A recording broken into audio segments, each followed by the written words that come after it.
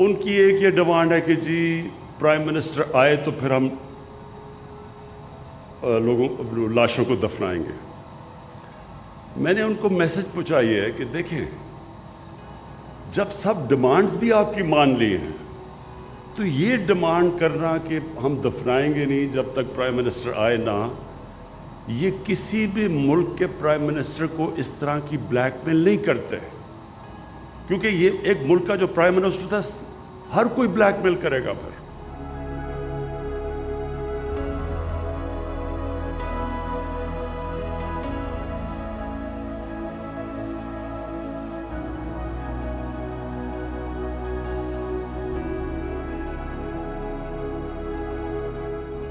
हज़ारा community 20 साल से लाश पे लाश उठाती जा रही है, और इसके बावजूद इस दफ़ा भी हुकूमत की तरफ से, वज़ीर आज़म इमरान ख़ान साहब की तरफ से एक ही इसरार था कि आप तदफ़ीन करें, आप तदफ़ीन करें।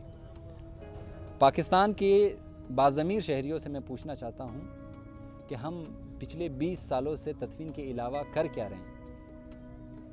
हमने लाशों पे लाशों उठाई है।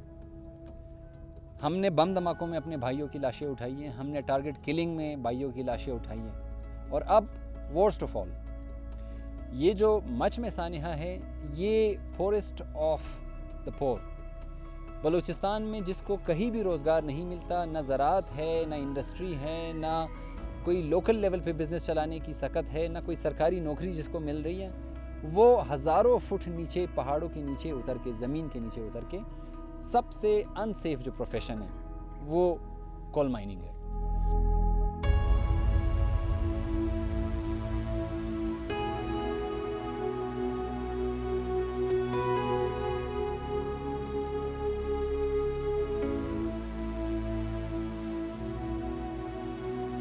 जिनको सब्र के सिवा कुछ शायद आता ही नहीं है, हम ये लाशें भी उठा के ले आते हैं। हम अपने सब्ज़ी फरोशों की लाशें भी उठा के ले आते हैं। हम अपने तुलबा की लाशें भी उठा के ले आते हैं। हम दुकानदारों को जो अपने बेटे के साथ दुकान में बैठे हुए हैं उनकी लाशें भी उठा के ले आते हैं। हम अपने नमाजियों की लाशें भी मस्जिदों से उठा के ले आते हैं। हम अपने ज़ायरीन की लाशें भी मस्तूम से उठा के ले आते हैं। ठीक है, हम अपने मुसाफिरों की लाशें भी उठाते हैं, टैक्सियों से जिनको रोक के मारा जाता है। हम अपने ब्यूरोक्रेट्स और सरकारी ऑफिसर्स की लाशें उठा के आते हैं। तो हम इन बेचारों की भी लाशें उठा के ले आते हैं और रख देते हैं सड़क पे। और हमारी माएँ अपने बच्चे की, जिसको उसने पैदा किया, जिसको उसने नवाला खिलाया, दूध पिलाया, बड़ा किया, जवान किया, उसकी कटी गर्दन की लाश के साथ वो बैठी हुई है।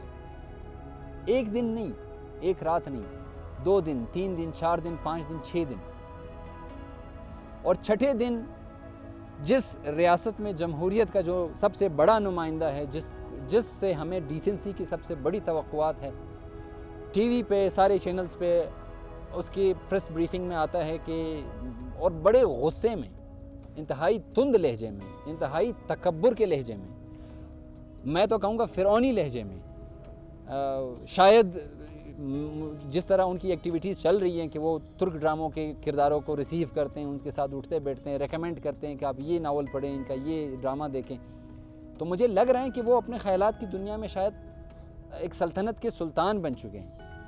वो अपने आप को बादशाह फील कर रहे हैं। कंटेनर के ऊपर चाहे वो या मीडिया हो, आर्ग्यूमेंट्स में वो जिस एरोगेंस के साथ बात करते हैं, उनका तो वो एक अलग नाम है, लेगेसी है। लेकिन गमज़दा माओं के साथ ये लबो लहजा कि मैं ब्लैकमेलिंग में नहीं आऊँगा, वज़ीर आज़म को ब्लैकमेलिंग में नहीं आनी चाहिए, और मैं अब इसके लिए क्या लफ्ज़ इस्तेमाल करूँ, क्योंकि वो तो इंसानी लेवल से आप अगर आप इंसानी लेवल पर नहीं हैं, या आप इंसान के तौर पे सोच नहीं रहे, या आप अगर फ़र्ज़ करें जो शहादा के जो वरसा हैं और जो प्रोटेस्टर्स हैं, अगर उनको इंसान नहीं समझ रहे, तभी आप इसी अंदाज़ में बात कर सकते हैं, और तो कोई दूसरी सूरत नहीं है। तो मैं समझती हूँ कि वज़ीर आज़म ने अपने उस रिमार्क्स में, अपने उस इंटरव्यू में बेसिकली प्रोटेस्टर्स को, उन माओं को, उन गमज़दा माओं को, बहनों को, बच्चों को, बूढ़ों और जवानों को बेसिकली उनके प्रोटेस्ट की तज़लील की है, उनकी तौहीन की है, बेसिकली उनकी जो प्रोटेस्ट है और उनकी जो फीलिंग्स की डिग्निटी जो है उसको क्वेश्चन किया है, ये कह के कि आप हमें ब्लैकमेल कर रहे हैं, और ये this is blackmailing basically. How can he talk in such a tone with bereaved mothers, with grieving families? तो उसकी इजाज़त किसी भी महज़्ज़ब मुआशरे में, किसी भी जमहूरी मुआशरे में उसकी गुंजाइश नहीं है। This should not be tolerated.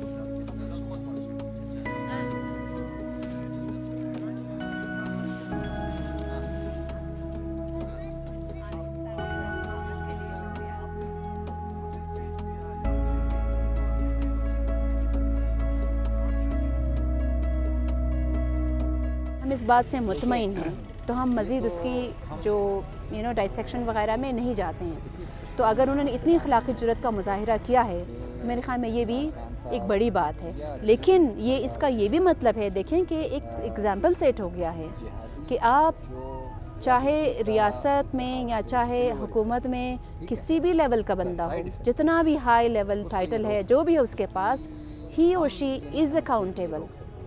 अगर आप ये सोचते हैं कि आप कुछ भी बोल सकते हैं या कुछ भी कर सकते हैं और आपको कोई पूछने वाला नहीं होगा, तो मेरे ख़्याल में वो दिन चले गए अब।